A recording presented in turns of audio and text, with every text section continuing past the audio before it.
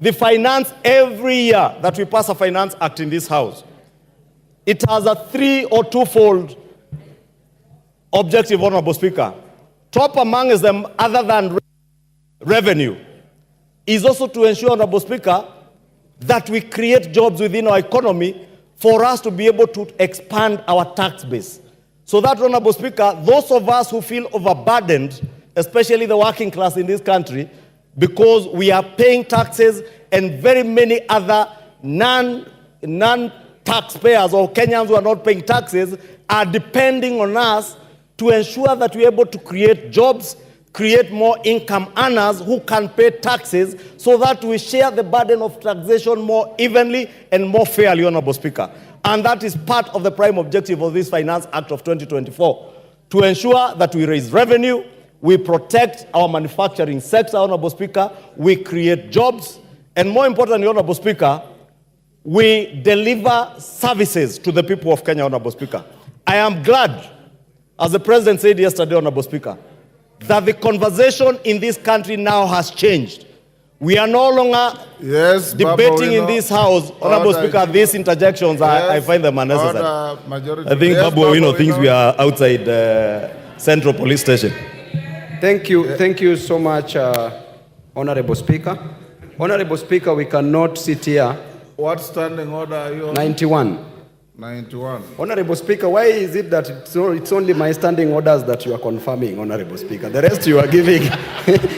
Baba, we know everybody has been subjected to the same treatment. What I want to say is very important and urgent, Honorable Speaker. Yes, what is out of order? Thank you, Honorable Speaker.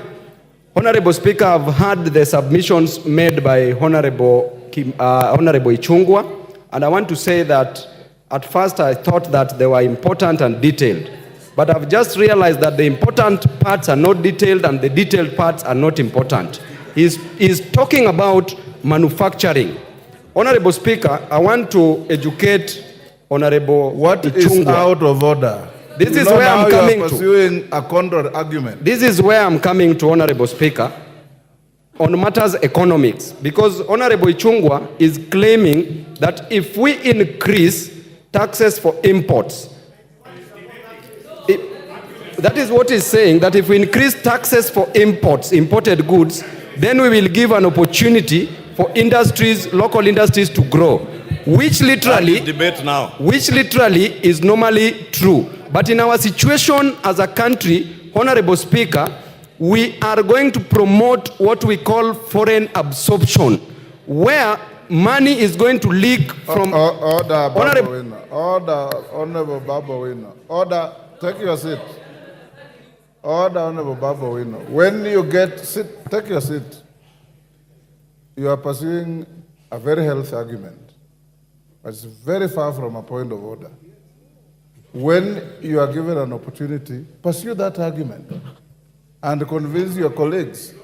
When you stand on a point of order, ordinarily you start this way.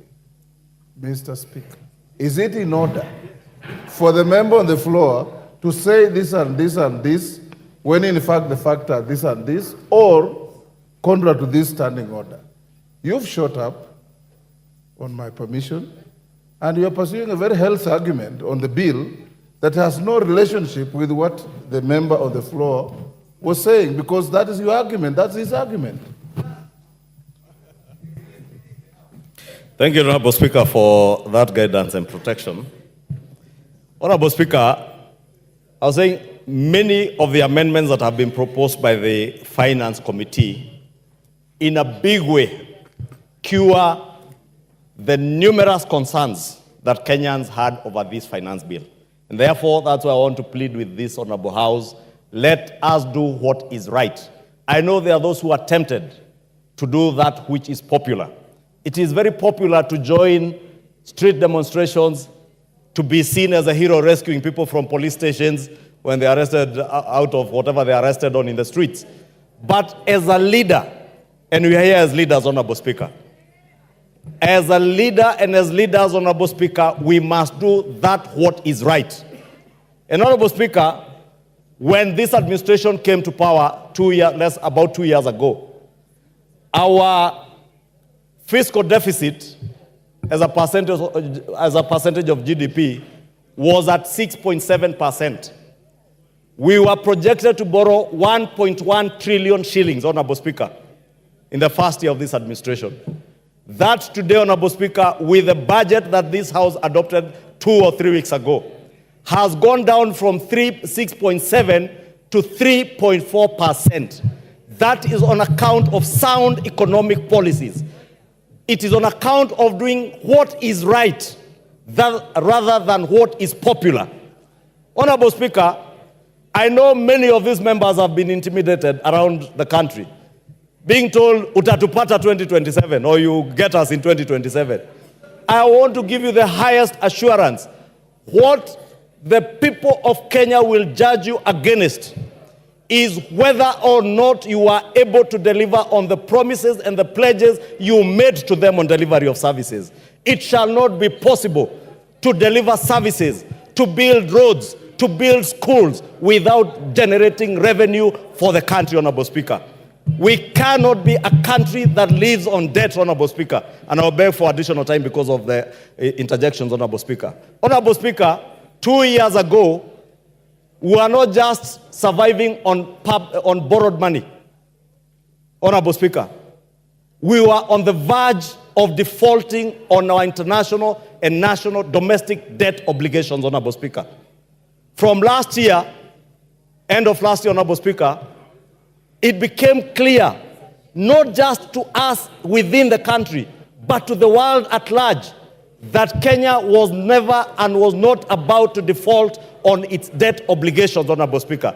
That is why, Honorable Speaker, today, unlike 2 years ago when the price of unga was at a high of 260 shillings, today the price of unga is at a low of 100 shillings, courtesy of the right economic policies and not what is populist.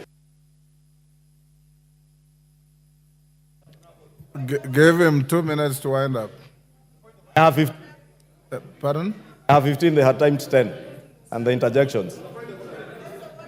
I'll give him an additional 3 minutes. Yes, Wamshomba, hold the time. Wamshomba, what's your point of order? And under what standing order? Mr. Speaker. Give her the mic. There's one next to you. Thank you, Mr. Speaker. I rise under standing order number 90.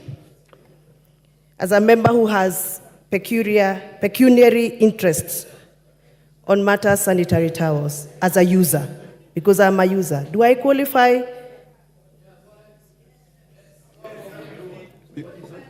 Can you repeat that you are? I am standing on the strength of standing order number 90.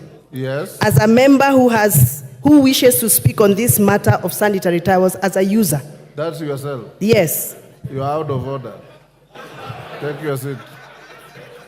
If you had in the morning the Honorable Tenda Molo, although he did the right thing wrongly, when you challenge somebody take your seat, understanding order 91, you're challenging the member on the floor who has pecuniary interests, not on the basis of your own pecuniary interest. Go ahead. Thank you, Honorable Speaker. Honorable Speaker, I was saying 2 years ago, unga, when we speak about the cost of living, unga was at a high of 260 shillings. Today, unga is at a low of about 100 shillings, Honorable Speaker. Honorable Speaker, our exchange rate, the Kenya shilling to the dollar, almost a year ago, it was at a high of 162 shillings. Today, it is at a low of 128 and still going down, Honorable Speaker. Courtesy of the right economic policies, courtesy of pursuing what is right rather than what is popular, Honorable Speaker. Honorable Speaker, in the past, we have suffered what was described as state capture, Honorable Speaker. This bill, Honorable Speaker, in a big way addresses the question of state capture. Honorable Speaker, there are companies in this country that have survived largely on what is called tax expenditure and manipulating the system around tax expenditure, Honorable Speaker, especially around the question of VAT refunds. This bill, Honorable Speaker, is addressing the loopholes that bedevil our country through people who are well connected, who use the system to beat the tax system, Honorable Speaker, exploiting tax refunds to make bigger profits for their companies, Honorable Speaker. Honorable Speaker, speaking to state capture, Honorable Speaker, we built an SGR infrastructure over 10 years ago. You have 1 minute. You would be shocked today, Honorable Speaker, there are people who are still claiming tax deductions around buildings that were done with the SGR. This bill is bringing to an end from the 1st of July those deductions courtesy of the SGR, Honorable Speaker. And therefore, I know there are people who are mobilized because they have been benefiting from the system, Honorable Speaker, hiding behind civil society, funding civil society, Honorable Speaker, and the civil society, Honorable Speaker, mobilizing negative propaganda against this bill. I want to implore our members, do what is right, do what is good for the economy, do what is good for your generation, future generations, Honorable Speaker, what will secure our nation's economy, not that. Your time is up. Nabi Nabwera.